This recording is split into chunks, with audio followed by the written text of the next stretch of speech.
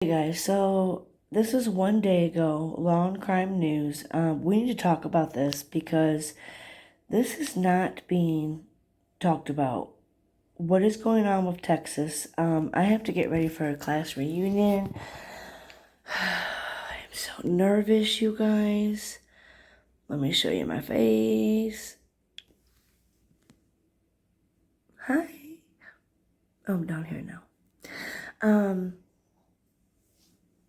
So yeah, I got a little tan on my face. I gotta get ready. I'm peeling everywhere.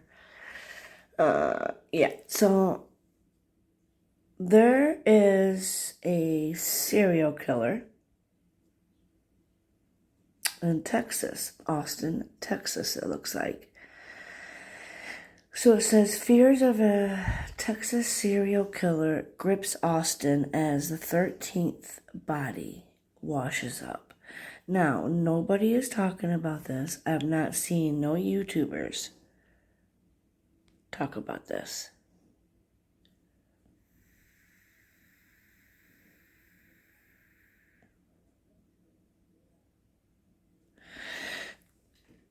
Authorities said 13 dead bodies, 11 men and 2 women, have been recovered from the Colorado River and Lady Bird Lake in the past 2 years.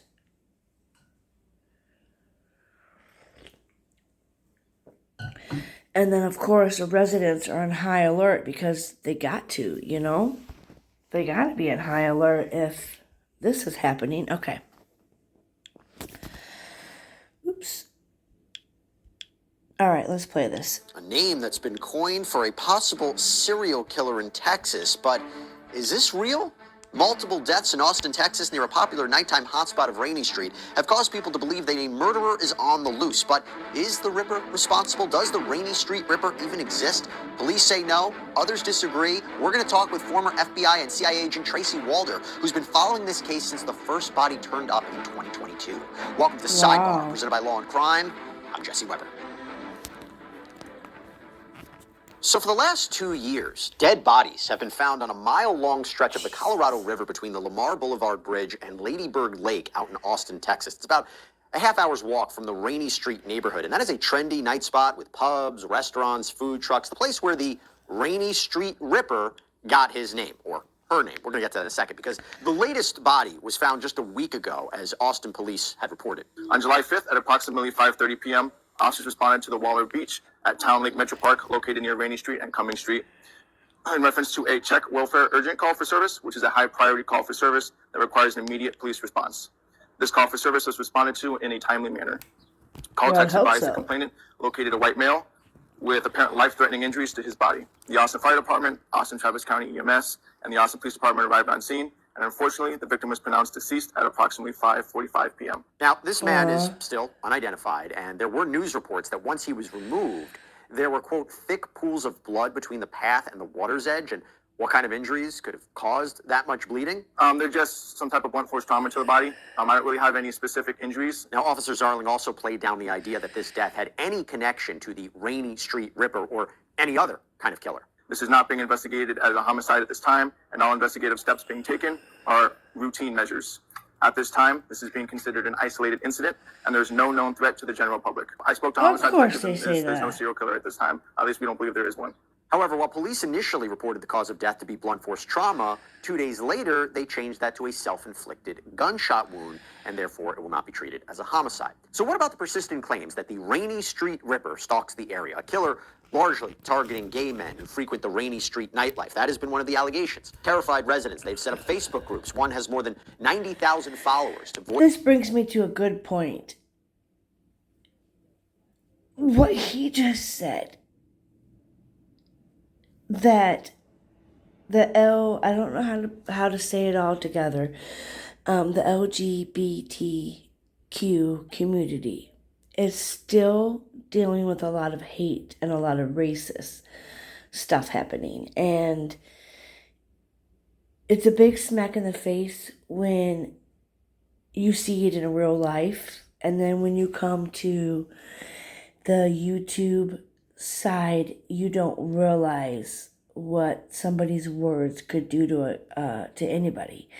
And this case looks like it could be just like Jesse Weber said.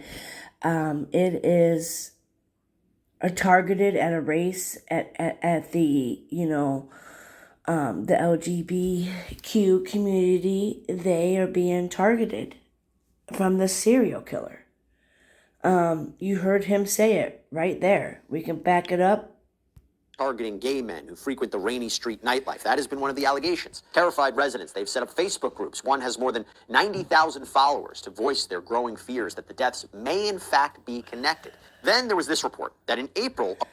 So I'm so glad that my fellow YouTubers were able to bust out some racism that was still happening till this day. We had a new person come into the true crime arena, and I thought this lady was in it for the right reasons. I think the whole community thought that about this lady. I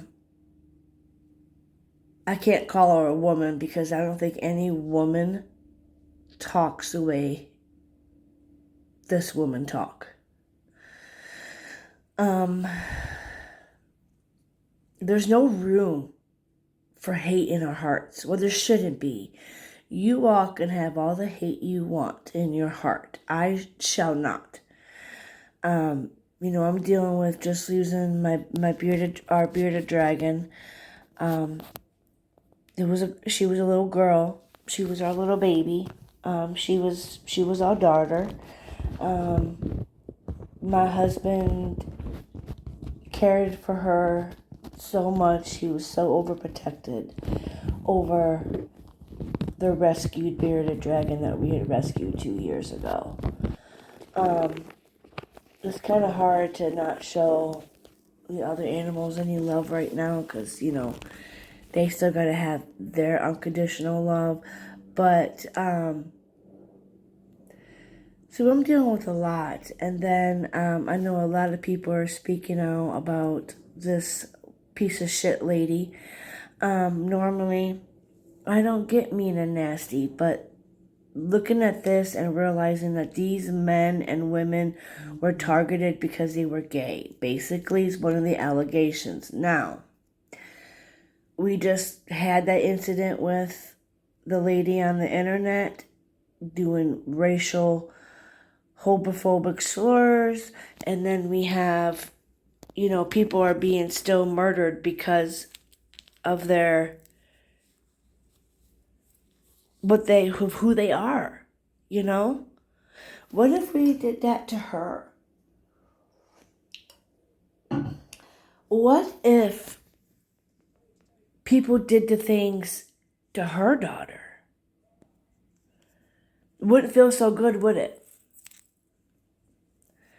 Don't do to others what you would not want done to you. Do to others what you would want done to you. Treat others with respect.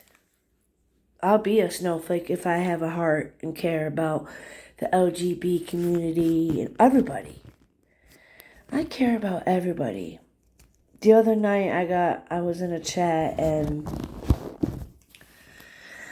I'm not sure whose chat it was in now.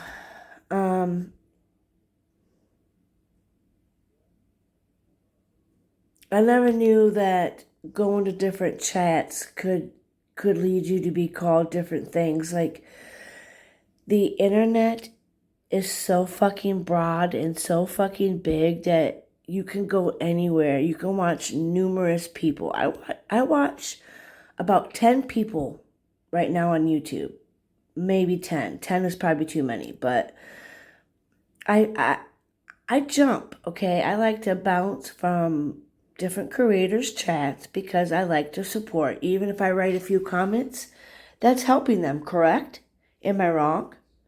Me not popping into one chat and saying, hey guys, how's everybody doing?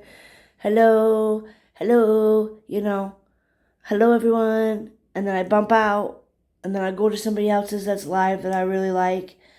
I'll go in there and be like, hey, y'all. Then I'll go to another one. That's helping their algorithm. It's helping, it's just showing them that you care. Like I'm a very loving, caring person.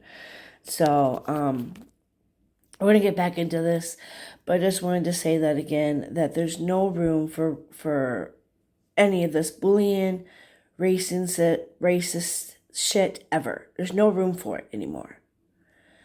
I'm about to go to a class reunion, 20 years since I've been out of school, and I've had some haters, I've had some mean bullies, I've had them,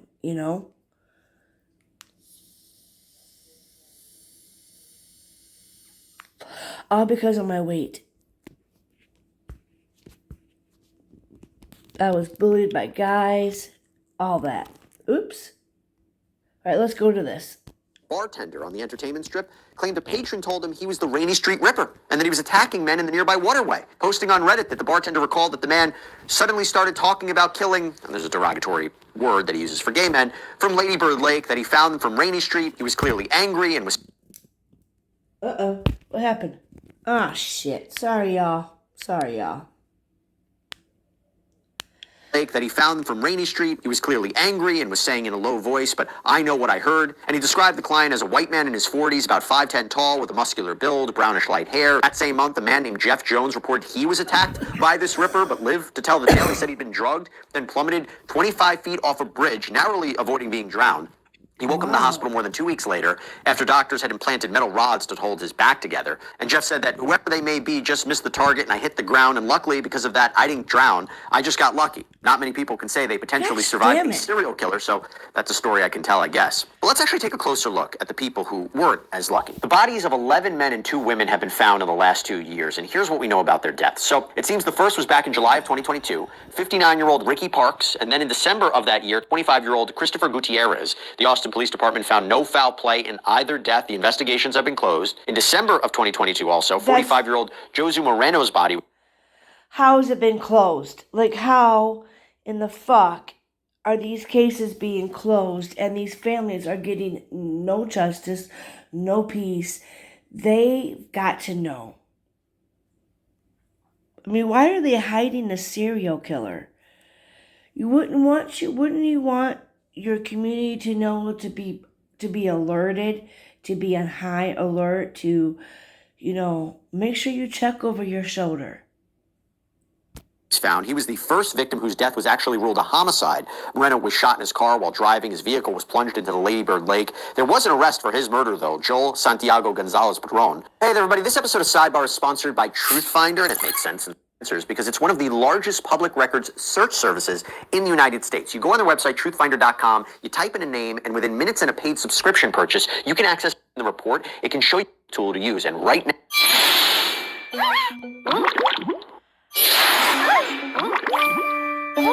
Now, later that month, 56-year-old Kyle Thornton was found dead. The Austin PD determined there was no foul play. Investigation was closed there. 2023, 5 bodies were pulled out of the lake, starting with 30-year-old Jason John in February. His death was ruled an accidental drowning. And so was the death of 33-year-old Jonathan Honey 2 months later. Both men were last seen separately on Rainy Street before their disappearances. Jason was walking home. His family seems to believe there's more to the story of his death, though, because Elsie John, Jason's mom, said Jason was 30, Jonathan Honey was 33, 2 in the morning, Rainy Street. So there were some similarities in the case. And she fears that more men may end up dead. Yeah. We don't know how many Jasons and how many Jonathans are going to be losing their lives again, and this is not acceptable. Elsie John said that her family is going through such unimaginable sorrow and despair over the past few weeks that they do not want another family to face the heartbreaking pain that they've experienced when they were searching for their son. And she asked police to make all the necessary actions to protect the life of the people of Austin near and at Lady Bird Lake. Then we have 40-year-old Clifton Axtell, was found in Lady Bird Lake around the same time as Jason and Jonathan after he went missing near a downtown bar. He was a married father of 2. His cause of death was ruled undetermined. 2 weeks later, 30-year-old Christopher Hayes Clark's death was said to have had no foul play or suspicious circumstances. His death... It's just ridiculous, you guys, how these men and women are disappearing, and they're all saying that it's all been... No, there's something seriously wrong with this fucking picture. Shit. as homicides. There was an unidentified woman, age unknown. Then we have Maga Dogal, discovered in June 2023, age also unknown. And then the unidentified man found most recently on July 5th. The autopsies on the people who died this year were not available, but police say their bodies showed no signs of trauma. The latest, as we said, appeared to have been from a self-inflicted gunshot wound. Now, I should tell you that police investigations here, they have consistently found that most of the deaths are accidental and that they share a combination of alcohol and easy access points to Lady Bird Lake. Austin Parks and Rec have installed better lighting along with fences and warning signs near the lake. So far, there's no surveillance cameras. Okay, so they're gonna clear this up with saying they're all accidental deaths. This is bullshit. You guys who live in Austin, Texas, you guys need to speak up because people just don't die like this from accident. No, I don't believe it. See, I don't believe this. Should point that out. But now to sum it up, Austin Police Department Assistant Chief Jeff Greenwald said, there are a lot of allegations that there's a serial killer, but there's no proof or evidence in any of our investigations to sustain that. And police say that while each incident occurred at the lake, the circumstances, exact locations, and demographics surrounding these cases vary. Some of the cases remain under investigation. Well, now I want to turn to Tracy Walder, former FBI agent, CIA officer, national security contributor at News Nation, and author of The Unexpected Spy. Tracy, so good to have you. And I will tell you, I didn't know that you have been following this for years. I thought he was going to say Jennifer. Yes, well, thank you so much for having me, Chelsea. Jennifer Coffindale, in my opinion, I've not heard so much nice things about her. So, let's continue going with this lady. In a way, I feel like I'm kind of banging my head against a wall with this. I have been making TikToks and Instagrams and going on News Nation to talk about this for about 2 years now. It's something, I'm not a conspiracy theorist. I tend to sometimes be overly logical, but it's more than just Austin. I mean, we have the same situation going on in Chicago in the Chicago River. 16 bodies have been found since 2022. In Austin, 13 have been found since 2022. And the consistency, I think, with which we're seeing this, in my opinion, doesn't seem accidental and doesn't seem random. And that's why I wish that we were looking into this more and maybe there was more interagency communication. Let's explore that a little bit. And yes, I will couple that and say, I have been on with Tracy so many times. You are one of the most logical, rational, reasonable people. You do not jump to conclusions. So for you to say something seems off here when we have 13 bodies, now someone could look at this and say, wait a minute, these could all be accidents. These could all be people getting drunk and it's a nightlife area. Do you suspect that there is a serial killer here, or do you suspect that their deaths might just be more than what they're initially determined to be? That's a great question, and I'm going to give somewhat of a confusing answer if that's okay. I think it's a combination of both. I do think that some of these are truly accidental. This is an area that's right near University of Texas at Austin. I kind of feel like it could be a trigger of both. There could be a couple of them that are accidental, and then the rest are what it is. It's not all accidentals. Let's continue. It's an area, right, where people are over-consuming alcohol, and it wasn't heavily fenced prior to all of this. And there were, as you mentioned before, very easy access points. However, I think some of these deaths, particularly the ones that have been labeled undetermined, and then the fact that the police went from blunt force trauma to, gunshot wound to the head so quickly within a matter of hours, that lends itself, in my opinion, to the idea that there may be someone out there doing this purposely. And I want to take it one step further and say that this may be going on in other states as well. And I think that is the concern that I have. When we see an uptick of bodies being found in Austin, we see a downtick of bodies in Chicago. And then when we see an uptick of bodies in Chicago, there's a downtick of bodies in Austin. It's very strange. What do you mean by that? Because again, somebody could say, look, this is an area, like there's a lot of areas across the country where it might be an area where people, they commit a crime. This is where they dump evidence. This is where they dump bodies. This could be an area where it's frequented. But what do you mean by the connection between Chicago and Austin and when that death rate? Walk us through exactly what you're talking about. Right. So as I mentioned, I've been following this for a couple of years. And so I just started basically doing my own research, to be honest with you. And it really started out with something called the smiley face killer up in New York. And the problem with that is that they were saying, the person had to leave a smiley face in graffiti. And I think that just happened to be random graffiti at the site of a crime. And I think a lot of these got kind of dismissed as that they weren't all connected because they didn't have a smiley face. And I think that was misidentified at the beginning. But what I'm seeing is you'll see a cluster of 2 to 3 bodies being pulled out in pretty quick succession within the span of, I'd say, a week or two of the Chicago River, and then nothing for a few months in Austin. And then in Austin, you will see the reverse happening. So this cluster of bodies kind of showing up 2, 3, and then nothing in Chicago for a while. And so it makes me wonder, is this the same person going back and forth? Is this some kind of a trucker route? Right. That's where I start to wonder, are these the same person? Are these different people? But how difficult would it be for one person to keep on doing this? Austin. I mean, in my opinion, not very. We have seen serial killers crossing state lines multiple times, particularly ones that have jobs that are transient in nature, right? We have seen that. That has been documented. One of my FBI colleagues just wrote a book actually on that as well. And so I don't want to say it's easy. Of course, it's not easy at any stretch. But part of me does wonder if maybe we're seeing something even more unusual, and that is a group, right, who's doing this in different cities. That's highly unusual. We've never seen something like that before. But in this day and age of social media and secure channels, it wouldn't surprise me if someone did something like that. Are you also looking at the victimology? You're looking at similarities between the victims. What do you make of that?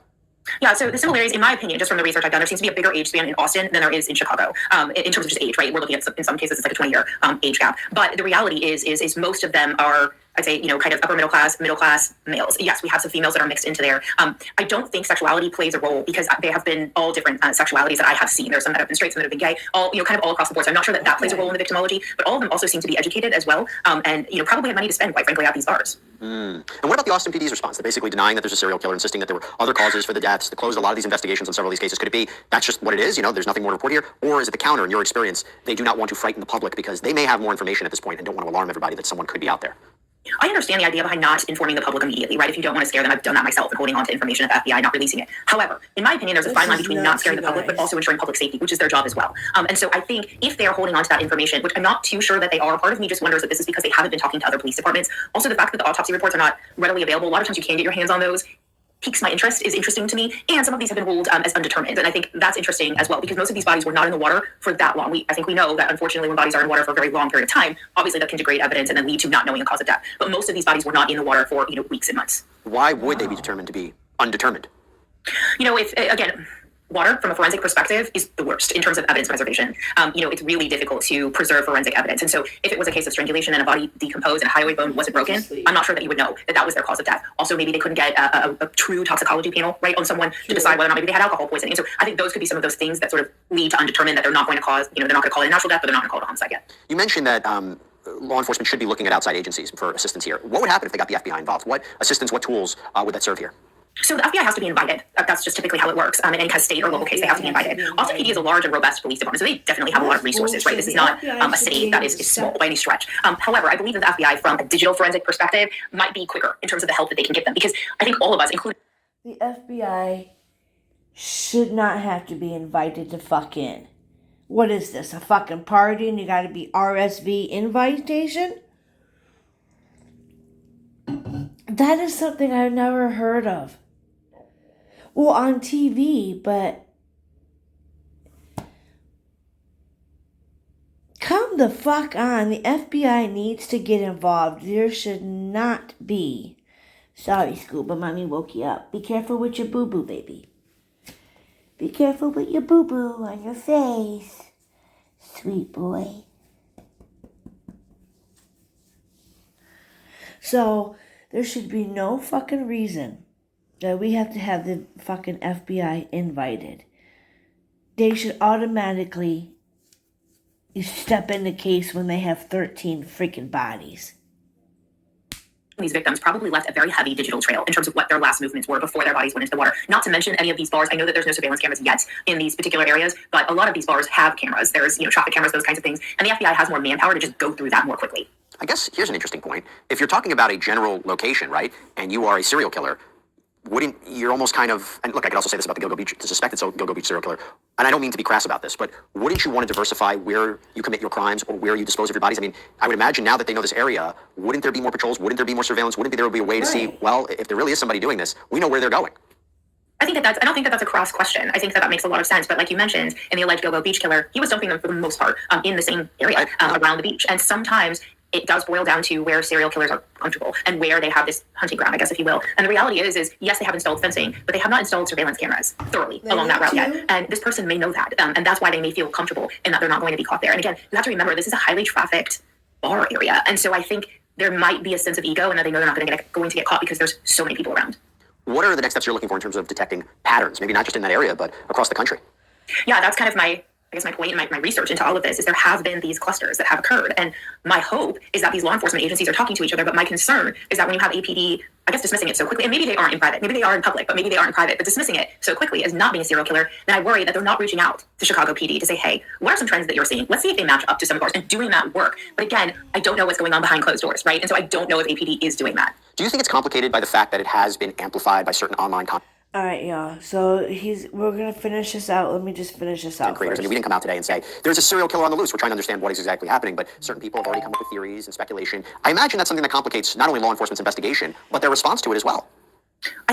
Now I'm on my second bag, and just look, I wish I would have started taking this years ago. If you don't take collagen, you need to listen to this. I have tried multiple brands, but I think it absolutely complicates things in general. I think social media, I mean, we saw this in the Idaho case, right? Really complicates things, right? It falsely accuses people. I mean, it puts people down the wrong path in terms of evidence. I have to be honest, even I get flack sometimes for talking about this case on social media because people, you know, are like, oh, you've been reading the commentaries for too long. I have to be honest with you, I don't read any of them. This is just based on my own research that I have done myself. And so I think it then stigmatizes other people like myself from looking into things like this and recognizing these patterns. And so I do think sometimes this online, I guess, chatter, it really complicates things for law enforcement.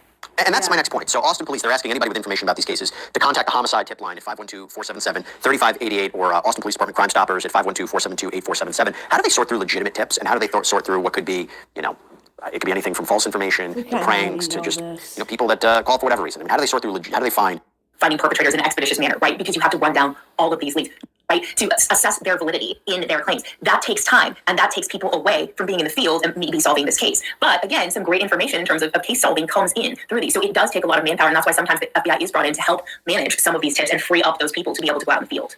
Well, look, I'll tell you this much. It's very All right, y'all. So I just wanted to come to you with that. I found this today.